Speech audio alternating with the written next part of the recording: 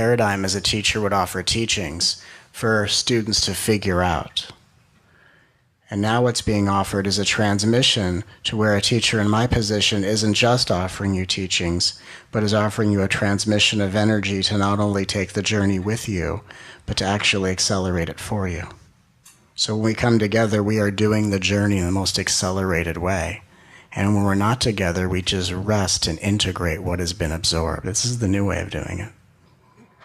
In the new way, I do it with you. That's the path of mastery.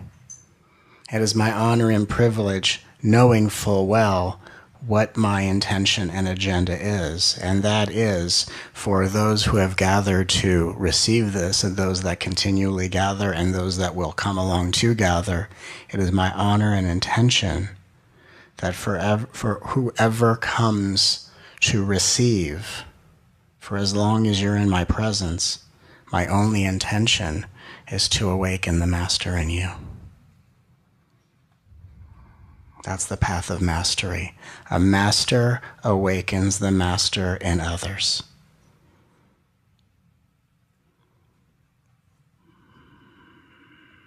And what's interesting about spiritual journey, there's the old way, there's the new way, is that there are so many different ways of going about realization or truth, and there's so many different levels of truth and degrees of truth, and just when you've realized one, there's another level beyond that. There's so much to all this. And yet, there's two primary ways this path is taken.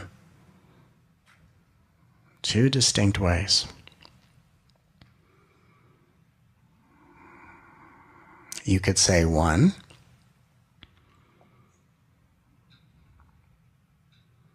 is a path that leads to heaven, and one is a path that feels like hell. Let me just put it that way, right? So if you have been on a path that feels like hell, or your reality doesn't seem so heavenly, perhaps today's transmission can give you a different way of approaching your journey. The old way is a path that feels like hell, but we think, well, this is just what we're here to do, so I guess this is what we do. And then there's a path that leads to heaven, which is the heart center path, which is what I call the love revolution. And keeping with that theme, today's teaching will be revolutionary. Today I will be teaching you and sharing with you some lesser known, let's say, secrets of the universe, which I don't think they seem like secrets of the universe. But when you look around at the old path and the path that feels like hell, you go, oh wow, this isn't really a secret what I'm going to share with you today, but it seems like a secret because no one's really talking about it. And it's eye-opening when something seems so obvious to you, and you look around and go, well, that point's being missed. So in today's transmission, no more hell. No more hell, amen. That's right. Because there's two ways to approach anything in a spiritual path. If you want to heal yourself, there's two different approaches. Path that feels like hell, path leads to heaven. If you want to awaken your consciousness, if you want to, anything in the spiritual journey you can think of, even manifest your desires, whatever you want to do. There's two paths. And the path that feels like hell is when you approach anything spiritually from the perspective of a student. And the path that leads to heaven is when you approach anything in the spiritual path as a master. The confusion is thinking the student becomes the master. No student becomes a master.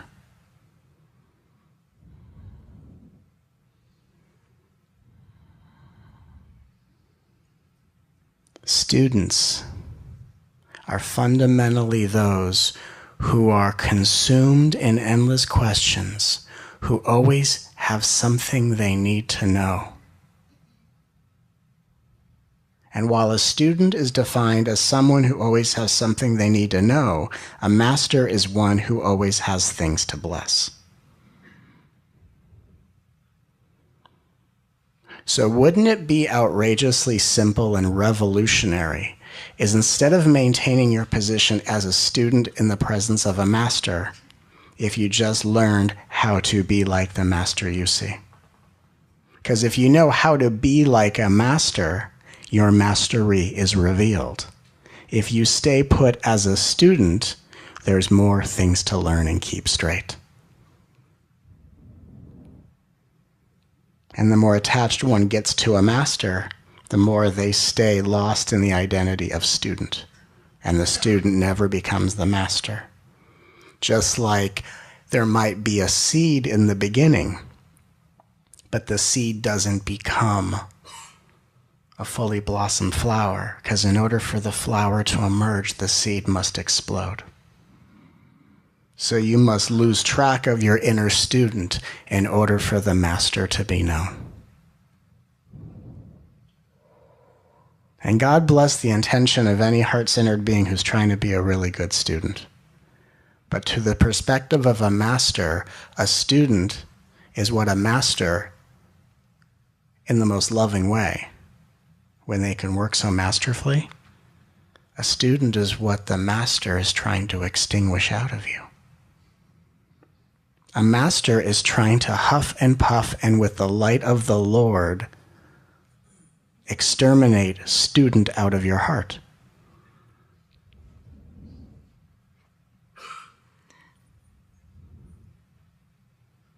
A master devours the student within you so that only mastery remains.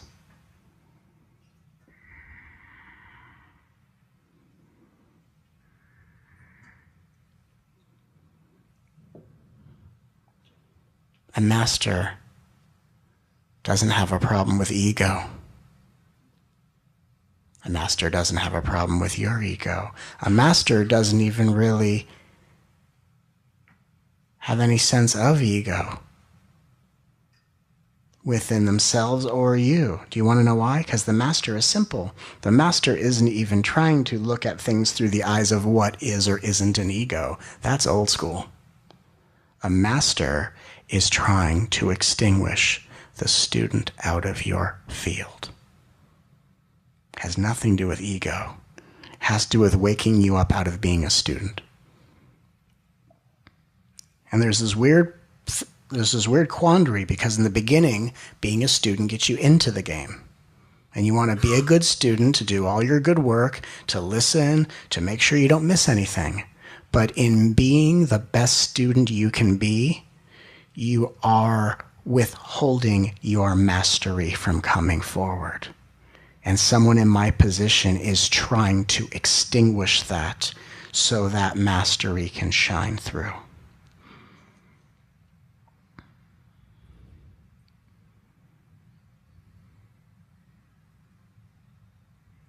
So in today's transmission, and what will be as this goes out to so many beings worldwide, you will remember I was there when that was said. Today will be a defining moment in your life and in the lives of many spiritual beings. Today is yet another day where the spiritual journey changes forever, because today is the day where you step out of the role of student and step into your mastery. And I will tell you exactly how it happens. It's not that difficult, but it will require your dedication. And when you understand how fundamentally simple and profound this can be, it will change the way you look at your life forever. Certainly did for me. In fact, what I'm going to share with you today, I learned first on my journey. Then I learned everything else to realize why everything else doesn't work. That's why when I first came into the spiritual journey and I'm dialoguing with people, I learned about all the other spiritual paths by dialoguing with people who were on those paths that it didn't work for them. And people would be like, and I'd use my intuition to give answers, and I'd listen to people talking about these different paths, and I started to piece things together from listening to people's feedback. And I go, oh, that's that path. And it all sounded so crazy to me. Because when I came into this journey intuitively, I was taught one way. And I'm going to teach you that way today. And it's the way of mastery. Because for me to be up here in your presence and not do everything I can to invoke, inspire, and awaken and manifest the master in you, that's what you're owed. That's my gift for you. Every second we spend time together, my only interest and concern is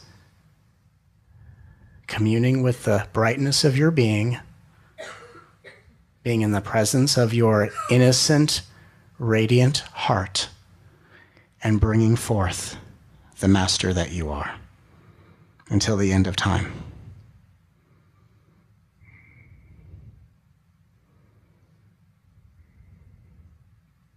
That's my commitment to you and everyone.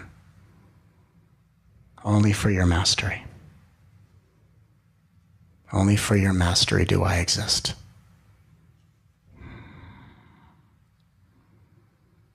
Because we're coming to a very interesting stage of the spiritual journey where up until this point, if one declared that they were a master and couldn't shatter clouds with their mind or I don't know, levitate elephants or something ridiculous, I don't know. They couldn't do some show. There was this weird backlash, right? There's this person says they're a master. Who do you think you are? Now, typically, the backlash was cultivated from in the past. People would step forward claiming their divinity. I am a master, right? Everyone has to claim their divinity. But sometimes it got a little imbalanced and it was, I'm a master. You're not. That's where it got kind of cult leaderish. But what we're learning is we're living in a world of masters. We're all masters. We're all the one eternal garden. But in order for a seed to disappear and a flower to blossom, that flower must claim itself as the entire garden. And so if you can just feel the balance of you must declare your mastery, but it doesn't necessarily take away from the mastery of others, then we can actually do this in a very balanced way. We can not withhold our mastery because we don't want people to, frown upon us. And we don't have to withhold our mastery as if self-doubt is some form of nobility.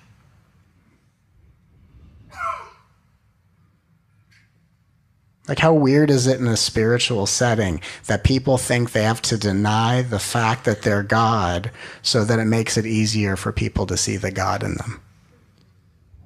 Isn't that weird? That's weird.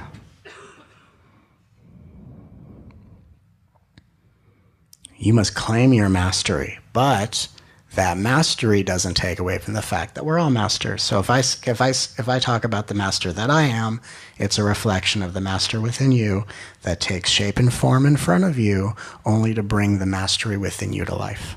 So that's what I'm here to do. That's what I do. I am your mastery in action for you to step forward as the master that you are. And it's my pleasure and honor to do so, because it's time for you and everyone else to shine in mastery.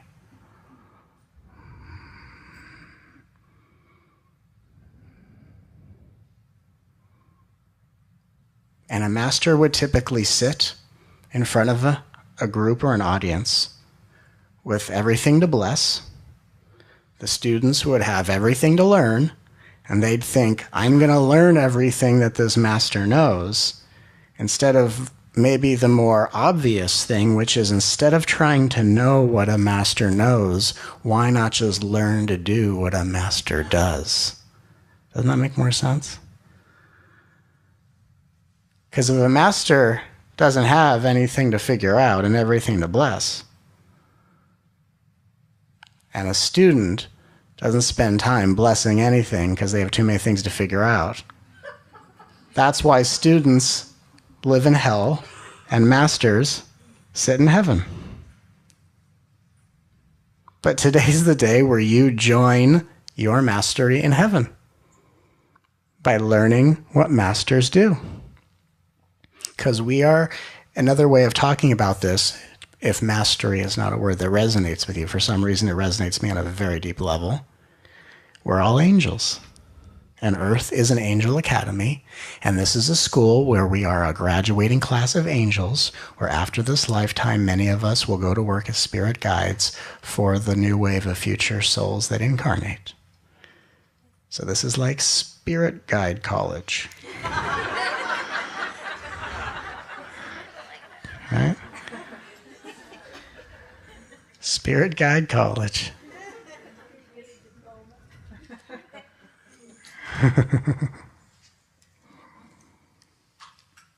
And in Spirit Guide College, in the Angel Academy, you're learning to become the master, the angel that you are, by learning what angels do. So it's kind of like there are victims in the Angel Academy who are there to be rescued by angels until they've been rescued enough times that they realize they're an angel. And then when a victim starts doing what angels do, they become the angel they always are. So a victim is an angel that doesn't know themselves. And an angel is a fully transformed victim. Just like a master is one whose inner student has been eradicated. And so what I'm going to share with you today, you'll probably see touches upon the fundamentals of why the Loving What Arises teaching that I offer, the I Love You, is why it's so powerful. And I'm just going to teach it to you today in a different context. And I want to teach it through the sensibility and idea of blessing. Because what I'm going to teach you today is not only going to eradicate the inner student, thank God. Has to happen. Has to happen. See, the student's only there to get you interested in spirituality. Once it's gotten you on a path, from that moment forward, it's not that the universe has like a conspiracy against you to try to destroy your life. The universe is trying to aim its lightning bolts at the student. The universe isn't trying to unravel ego. That's an old term. The universe is trying to get the student. Get the student out of there so a master can emerge. Isn't that amazing? Just as you hear me talk about it, you can probably feel the, oh yeah. Oh. Because the student, as innocent and kind-hearted as they are, doesn't have what it takes to complete the journey.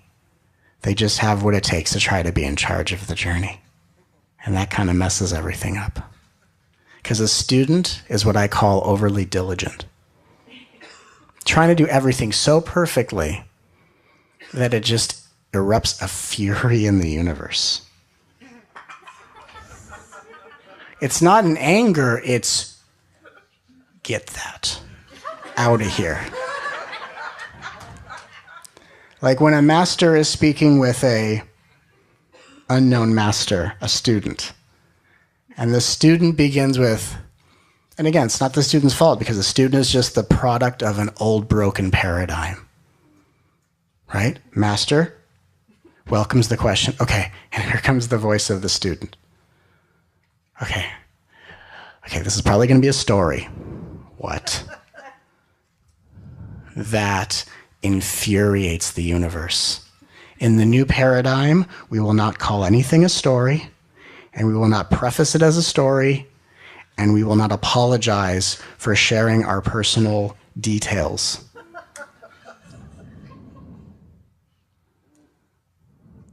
We will not call other people's details stories. We will not call our details stories because it's insulting. It's insulting to the amount of lifetimes and incarnations that you've completed just to be here right now. Look, you've survived it. Talk about it as much as you need to. I'll always listen. I want to hear every goddamn detail. I do. And I don't think anything's a story because I think it's insulting. I think it's an insulting teaching. It's not rooted in love, and it's It's just, if you really feel into it, it's just so unfortunate. It's a way, you know what it is? Sometimes for a student, we can misunderstand clarity for the ability to oversimplify things, and it's not the same thing. Oversimplification is not clarity. So you look at something, you go, oh, that's just a story. No, that's oversimplifying it. Life's too complex for that. So calling something a story is not going to create clarity, because calling it a story gives you something to look out for, to get away from, and to try to judge in other people. And that's not a loving path. That's not what brings your mastery to life. That's what ends relationships. And then people who are so caught in that dogmatic swirl go, oh, that's okay. There's no one here for it to happen to. Or whatever the next level of bullshit is. And all these old teachings were designed to do one thing. And you know what it is? It was to overly educate the student.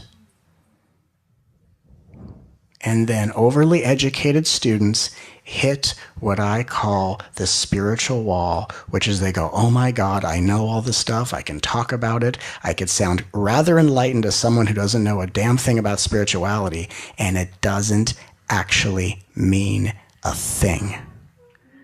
And that's the point where the student realizes they are not going to make the journey.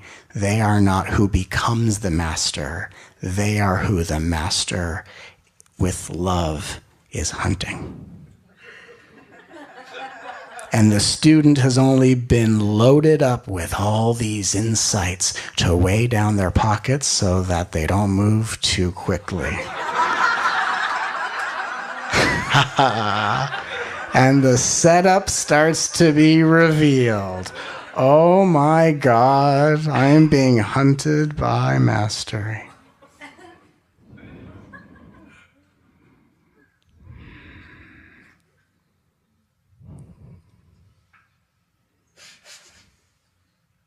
Even when the student is face to face with the master and says, but we're all one, and the master says, good, then just stand still.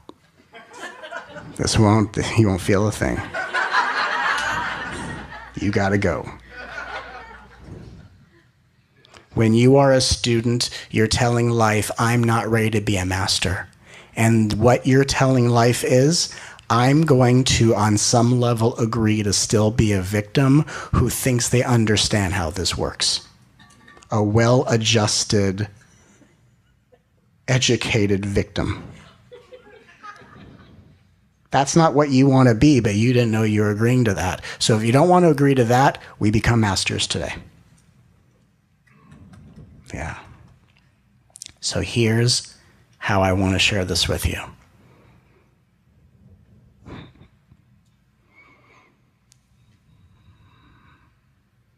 I'll call this the prayer of unity consciousness.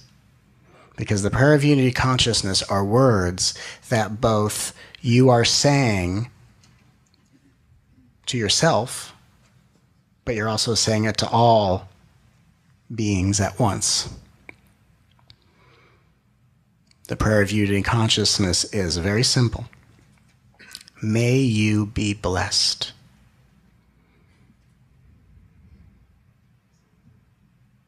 And again, in order to activate the power of this prayer of unity consciousness, you have to apply and think like a master.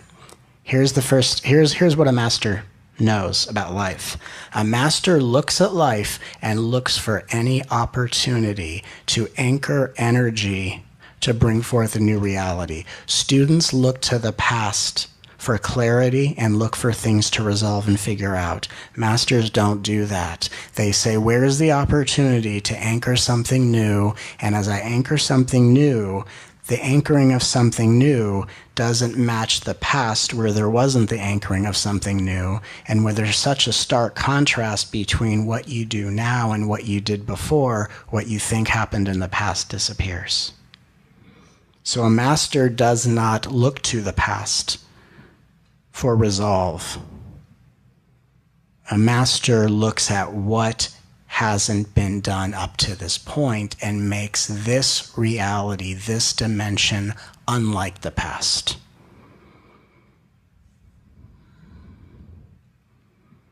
So if you begin to activate the prayer of unity consciousness with "May you be blessed," and you begin saying to yourself and others, whether silently or out loud, "May you be blessed," and you know that in the past that wasn't something you said very often, when your present doesn't match your past can't be found, and then the student has nothing to figure out and resolve.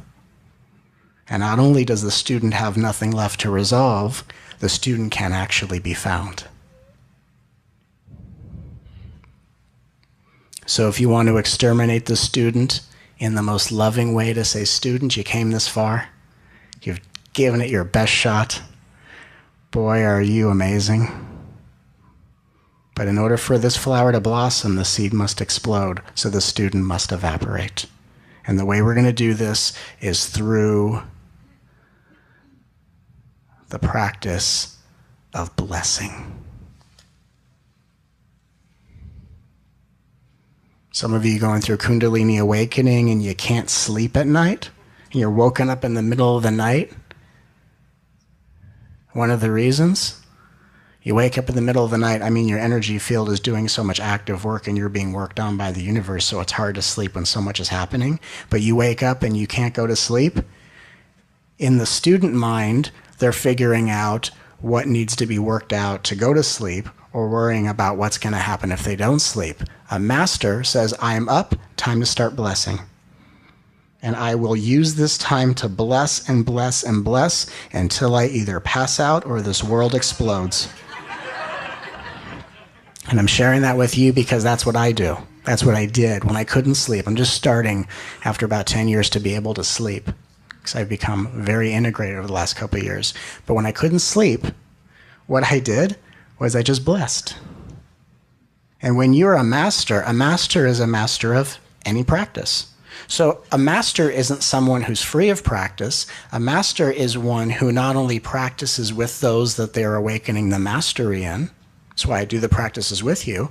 But a master is also someone, when they're not dialoguing or serving, they're always doing the practice for the world.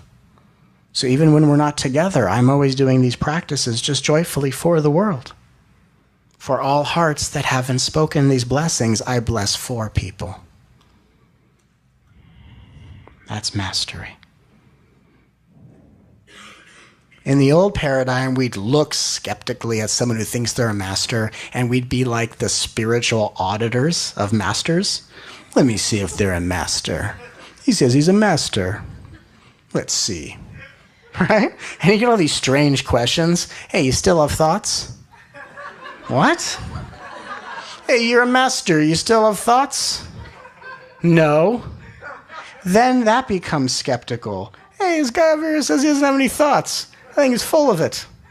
Say he's some sort of master. In the new paradigm, we don't question masters with this checklist of, do you have thoughts? Do you think you're a person? All this silly stuff. The definition of a master is one thing, one who blesses. I challenge any spiritual know-it-all to look themselves in the mirror and say, when are you going to put the bullshit aside and start blessing this planet? Yeah. Thank you. A master is one who blesses. That's the trajectory of mastery. And so it doesn't matter how many thoughts you have a day, because that will just go away on its own. And even when it goes away, it's not even a big deal. Once your thoughts go away, you don't even mind if they come back. It's the weirdest thing. You only want them to go away because you think you have them. Silliest thing. Then the minute they go away, you start writing them love letters and postcards. Hey, not so bad. Doesn't matter what your thoughts are. Doesn't matter what your emotional body is doing, because what your mind and your body is doing is just showing you the amount of transformation you're going through. And everything that's going in your field, everything that's active emotionally or mentally, is showing you how radical of a transformation you're going through. So in the old paradigm, the proof that you're going through such an accelerated healing and transformational journey was judged as how inept you were. It's like the Stone Age or something. It's just so misunderstood, and it's no one's fault. But a master is one who blesses. So whether you feel good, whether you feel bad, whether you have thoughts, whether you don't have thoughts, whether you think you're a person, whether you don't think you're a person, whatever. All that matters is that you realize that none of this is in the way of you blessing the world as yourself and blessing yourself as an entire planet of innocent beings. And when you say, may you be blessed, you're speaking to you, you're speaking to all, you're speaking to one, you're speaking to the whole. And you are anchoring a high vibrational energy that as your nervous system becomes familiar with it, as your subconscious mind becomes in harmony with it, and it's just exposing yourself to this high vibrational energy that eventually your subconscious goes, that's familiar, not foreign, and it lets it in into us on a cellular and subconscious level. And then the things in your past that don't match those vibrations just disappear on your behalf. See, this is, if you learn about your mastery, you learn how to work with the universe to engage and stimulate your highest transformation. But what a student doesn't harmonize with the universe. A student competes with the universe, tries to do everything that the universe is going to do for you. And you try to compete with the universe. So we're not here to compete with the universe. You don't have to know what the universe knows. You just need to know the universe knows it for you. It's all in the cloud. And it knows when you need to know what you need to know, and it comes right through. And you don't need to go look for it or look what's in the cloud. It's in there. It knows how to find you. A student will ask, how do I know I don't need to know that? Because you don't know it. And then the student says, what should I do until it's known? And the master says, bless. A master is one who blesses. And just as an aside, if you all want to also know a radical form of law of attraction, just to kind of, as an aside,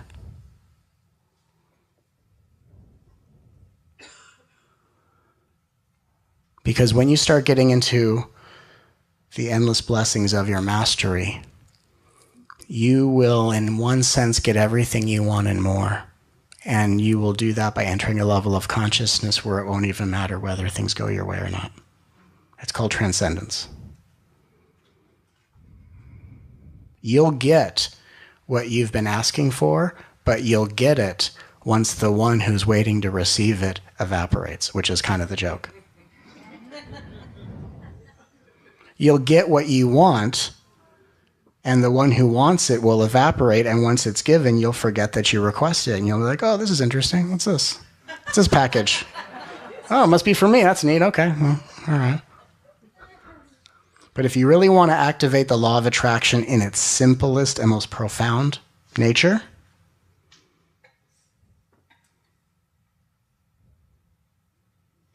take anything that you want to manifest in your life and start blessing people with an energy light years beyond your highest desire. The real law of attraction is find what you desire, find what you want. Now, law of attraction, the real law of attraction is also saying, okay, even if what you want is some sort of material thing, which is fine, a house, a relationship, a new job, it's fine. It totally is. Because the real law of attraction says, okay, what is the feeling that would erupt in your body if you had those things, because the material things are only representatives of a vibration that you're desiring. And so you would then emotionally say, okay, well, if I had the relationship or the job or whatever it is, whatever. And it's all fine. There's no judgment. It's the universe would gladly give you a new car as much as it would grant enlightenment to a monk. It's the same thing. That's how radical the universe is. It's the same thing. Not to students, but to masters. So let's say if I had everything, I would just feel happy or peaceful. Your goal to manifest this for yourself and to take you higher than your deepest aspiration so that you don't just live your life as a fulfilled student, but as a transcendent master, is find the adjective of what would be the description of your highest fulfillment, and then ask yourself, what are adjectives way beyond that, and start blessing the world with that. So if having everything you want would bring happiness and fulfillment, then start blessing other beings with ecstasy. And know that you're here to figure out what you desire for yourself so you can start anchoring far greater for others. That's the path of transcendence. Feel that? You only know what you want, not so you sit around like a student begging life to give it to you like some parent. Please, Lord. Please. Please.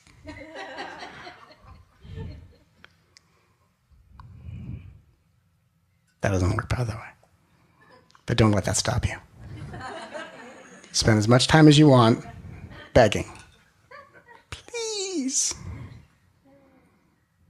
And then when that's done, ask yourself, what's an adjective way beyond what I want for myself? And let me bless other people with that.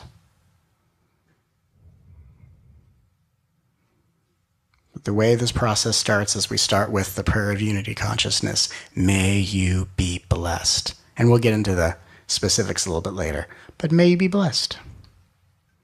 Whether you're in the depths of a healing journey, whether you're in some of these very surreal stages of awakening, whether you're kind of floating around like a ghost in your life, you're not quite feeling like a person anymore, but you haven't quite returned. You know, whatever it is, whatever you want on your spiritual path, the ability to start blessing your way to salvation is what's going to integrate all of this. Because it gets you out of student mind and gets you into masterful mind. Because the definition of a student, another one, is a student is trying to get rid of something in order to make room for something else. So there's the blame of mind, right? Some students, minds like the criminal. Oh, you know this mind. You know, a bunch of students get together for a social gathering and they're just talking crap about mind. Like it's not the entire universe dwelling within you. Oh, you know, the silly mind, it's saying all these silly things. Like people get together to tattletale on their minds. Why is that interesting?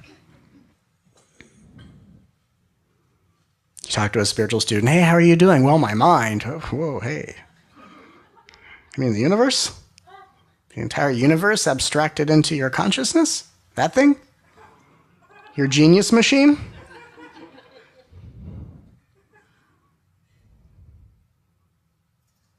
The multidimensional manifestation of the Lord God Almighty within you? It bugging you? Making too much noise? A little too loud? See, a master doesn't get rid of one thing to make room for something else. A master is one who blesses. So if the mind makes noise, we bless that. If the body is congested with emotion, we bless that. If the world's doing something out here, oh, next thing to bless. Isn't that similar to how I teach the I love yous? But see, that's what I'm teaching you, is the path of mastery. And the reason I'm talking about blessing today is because this process is going to complement the I love you practice. And here's why. Because in the beginning, again, there's student and there's master. In the beginning of a journey or somewhere in the journey, A student is someone who's still living from a place of personal will. Now, the mix-up of personal will is students have been under the impression that personal will means you think you're a person. And I'm here to tell you, whether you think you're a person or you insist that you're not a person, it's not going to change your personal experiences. And a lot of students go, because that's why they play that game, because they think if I pretend I'm not a person or I insist I'm not a person, I'm out of hell. No, no, no. You're not out of hell until the student disappears. It has nothing to do with being a person. Because the person is the form through which the divine shines. So again, just like we don't call things stories and disrespect our journey, we don't interrogate or attack the person, because that's disrespecting you, that which is alive within it.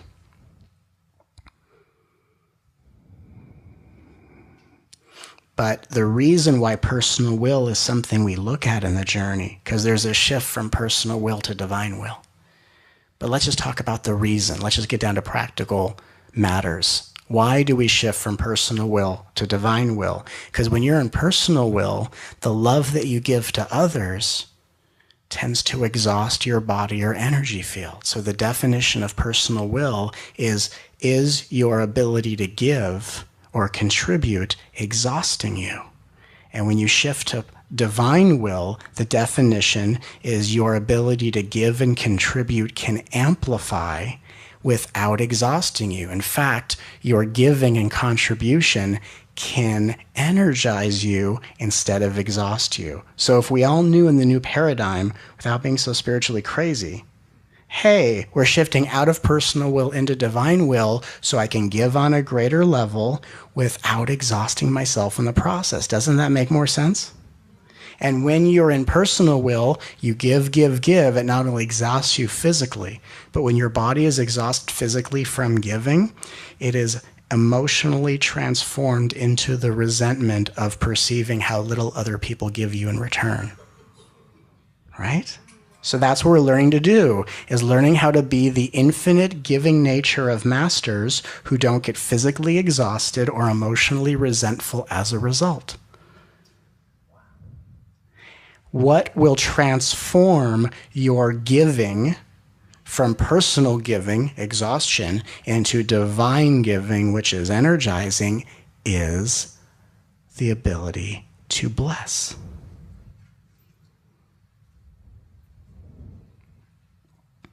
So you kind of start to go, oh, okay. And so, and the reason I'm teaching this is because I see people doing the I love you practice all over the world. Very wonderful. And what happens is people are doing it, but they're still in a position of, yeah, I'm loving people in my life more, but they're not quite responding yet love back to me, and they get resentful, or they still get exhausted, or I'm too tired to do the I love yous. So then I went to the universe and go, okay, people are doing the I love yous. They're returning to love. Consciousness is focused on love as the trajectory. Whether we're in the path of enlightenment, healing, law of attraction, people are returning to love. Okay, good. That's awesome. Now, universe, we still have to get people from personal will to divine will so they can be energized by what they give, not exhausted by how they contribute. And then I was given this teaching about the path of mastery, which is to become one who blesses. So as we begin practicing this together, you will start to feel your field heal and transform as you learn how to energetically, just by doing this, be energized by your giving instead of exhausted by your contributions. And that is the reason why most people don't like their work or resent the relationships or whatever. Not that certain things shouldn't change in your life, but most people just feel like, God, I go there every day, I'm so exhausted. And they don't realize it's not the place you go, it's where your energy comes from. So if you learn how to do everything from divine will, you are energized by everything you do, and no one else's condition or mania brings you down. And instead of having to protect yourself with force fields and,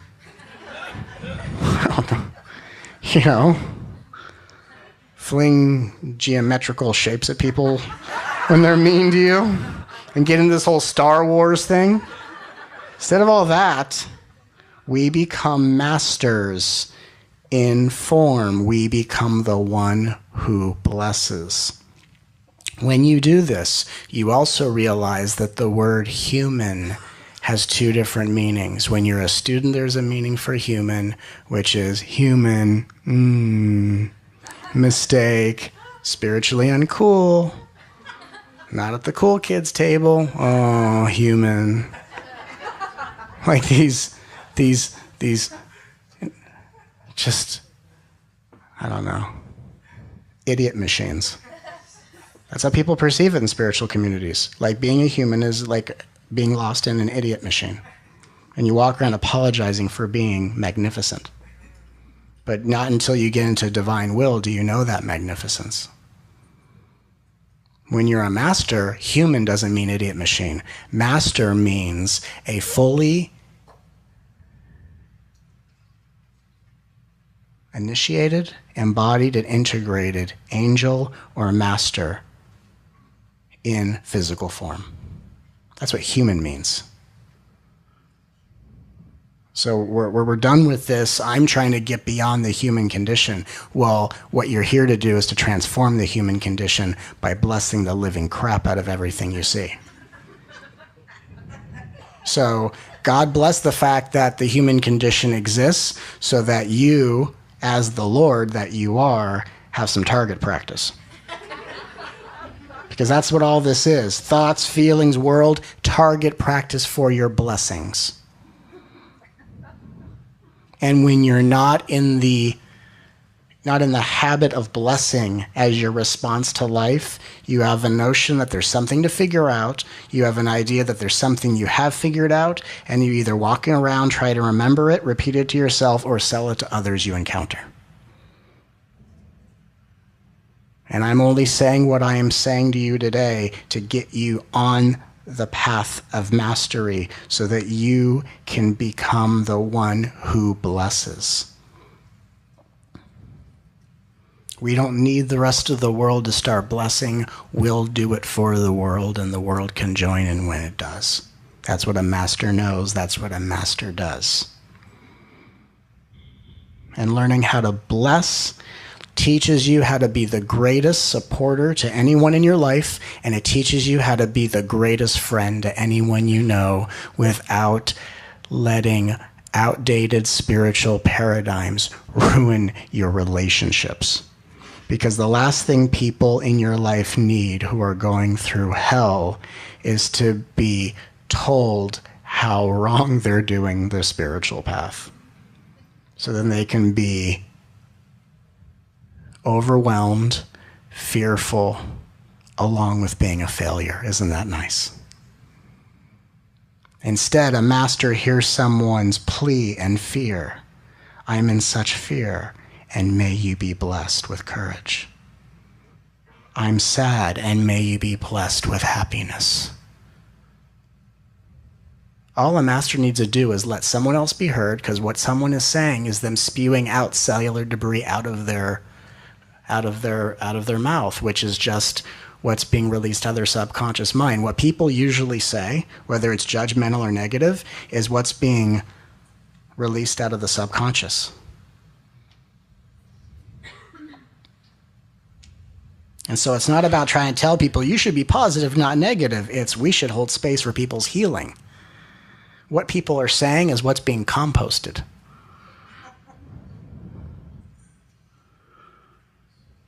And we listen, and we hold this space, and it's released out of their field, and it's transmuted. Literally, as it leaves their mouth, the energy's transmuted. So you don't have to be one of those fearful students who thinks, I don't want the energy to get on me. It doesn't get on you or anyone. Once it leaves someone's field, it's gone. By the time you speak the most negative words, they've already been transmuted. Now, if you believe the words you're saying, that empty space you just healed gets filled back up. So there's that. But we let people speak, we listen, and if there's a response, our response is a blessing. What is their experience? What is the opposite? And may I bless you with that. That's all you have to do. That is one of the most responsible ways to socially interact, and it's not difficult. And if you've ever tried being in your family, who it seems so difficult, it's so difficult to be around my family. Well, because they've been designed to not want to listen to any spiritual nonsense. They appear to be people who are light years away from where you're at spiritually, but they've been designed by your consciousness to wake you up out of BS.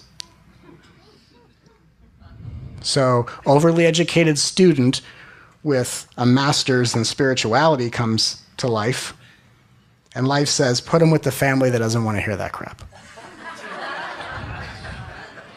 And that student will hit the wall, hit the wall, hit the wall until the master emerges and the family can just be as awful as they're going to be, and the master just asks, and may you be blessed. May you be blessed with the shoes of your desire.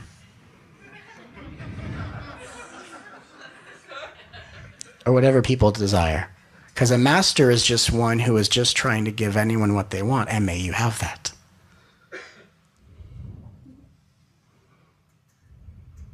A master is one who blesses.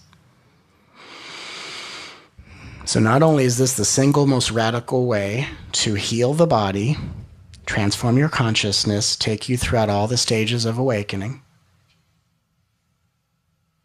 If there are negative associations to this phrase, I love you, like maybe in the past the words were used by people who hurt, betray, and abandon you, or it was people would say I love you as a way of trying to apologize for hurting you. And so there's a weird association of whenever I heard I love you, it was in the context of pain. Or they would say I love you after hurting me, and then they would keep hurting me, and so it caused me to distrust love. If there's negative connotations to love, like I have people do I love yous, and some people really have a really deep aversion to it. So I want to continue teaching the mastery and not let that get in the way. And the good thing is when you start blessing, because usually there's no negative connotation to blessing, because everyone wants them. Once you get into the blessing spree, your relationship with love will change, and then the I love yous will actually be felt. So there's a lot of things going on, moving you from personal will to divine will so you can be energized by your giving, not exhausted by your contributions.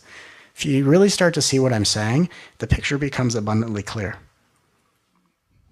Again, you don't have to know what a master knows, you just have to do what a master does.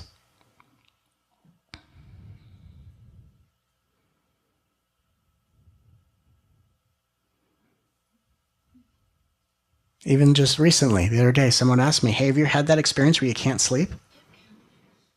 And I said, yes. And I said, how long did that happen for you? And I said, about 8 to 10 years. Give or take. Plus or minus. And they said, well, when you couldn't sleep, what did you do? I blessed the world.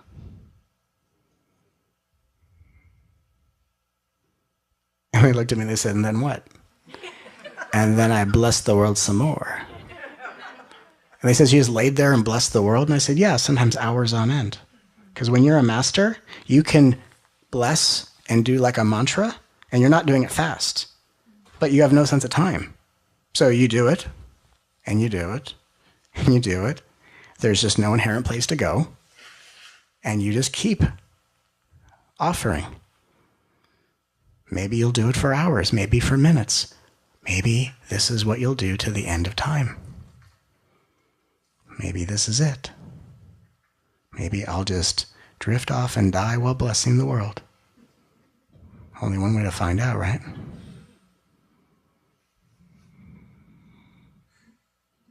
There's only one rule in the path of mastery. There's only one rule in the engagement of blessing.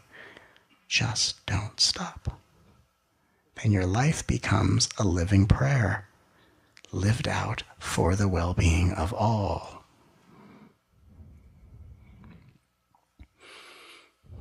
And before we get to this as a practice we can all taste together, I'll tell you something else that's very interesting and kind of funny. Another mindset or another sensibility of student. Student is usually someone who wants to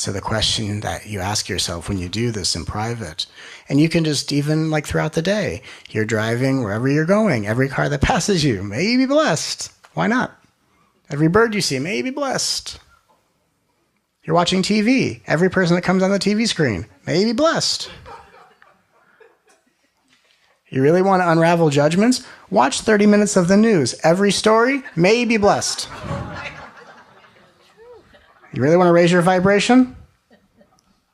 Yeah, welcome to the jungle. Right, because what do students say? That's too negative. Well, what the hell do you think you came here to transform, Angel? That's why you are here on the front lines of earthly hell. You're here to shift this crap. May you be blessed.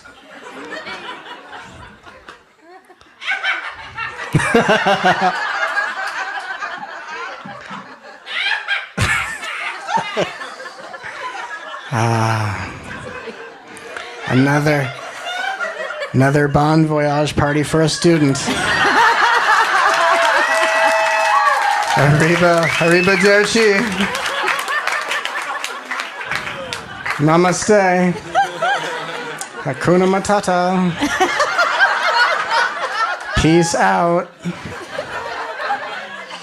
Peace out, love and light. See you around.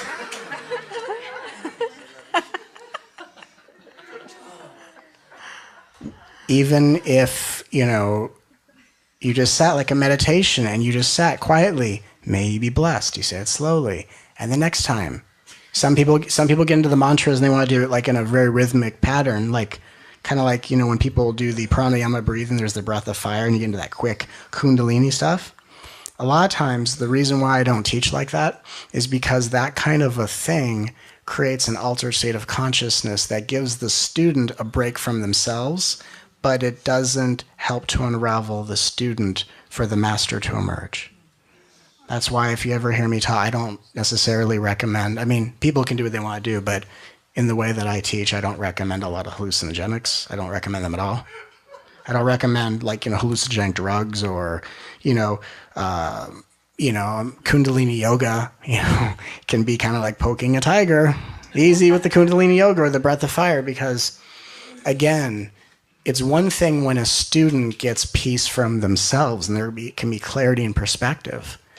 But if that is just being used to enhance the identity of the student, it's not going to help anything. In fact, it just creates a more insane ego. So I like to teach things slowly, because the slower you do it, the more safe your innocence feels. And the more safe your innocence feels, the more your heart opens. And when your heart opens, all this stuff happens for you. Bon voyage, student. Another one bites the dust. I know. I love it. I love it when it just, you plant the stick of dynamite and you light it and you just wait. I'll tell a few jokies and then all of a sudden detonate. Yeah.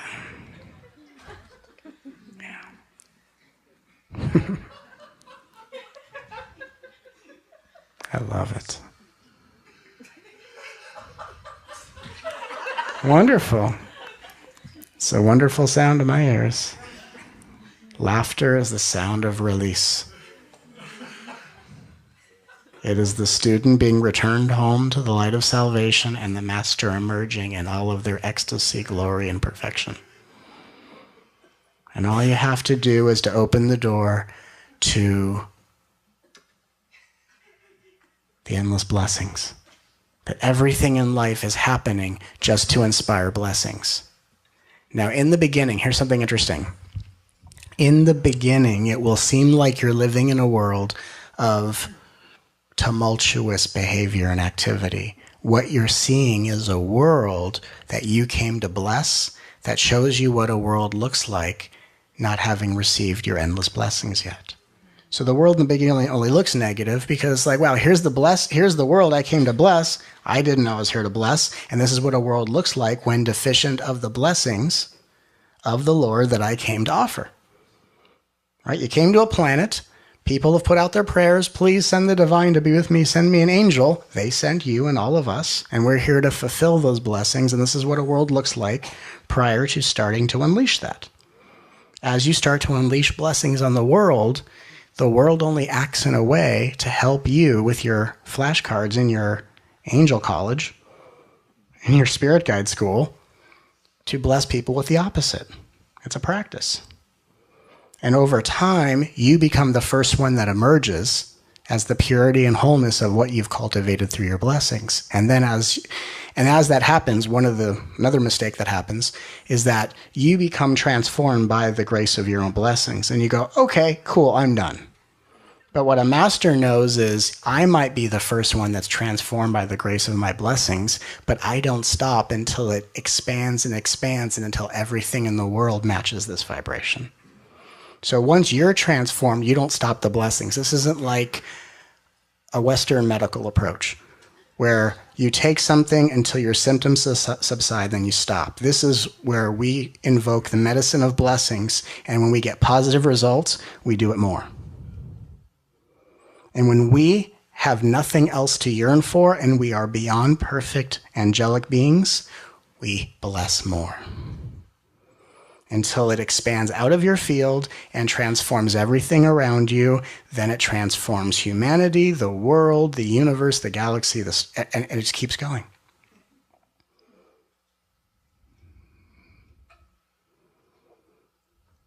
So instead of being a spiritual student who blames people's insane conditions as if there's something inside of me that hasn't been healed and resolved, that backwards Bureau teaching, these people are acting not nice. There must be something inside of me.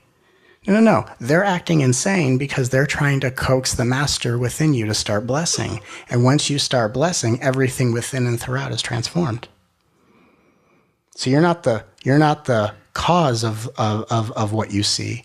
You're the solution awakening in every heart. And once things start transforming in a spectacular way, the world won't need to be so tumultuous just to inspire your blessing. And then from that level of consciousness, instead of responding to negativity with the blessing of light, we are just spontaneously inspired to bless light in response to the beauty, innocence, and perfection of divinity that we see in all. So what starts out as being motivated to match the darkness with blessings of light becomes a motivation to bless light to all those who endear you with their innocence and divine perfection. The blessings never stop. This is a journey where as you get positive results, you do more, and it becomes easier and easier and easier. In the beginning, if it seems exhausting, that's just the student dissolving and the master emerging.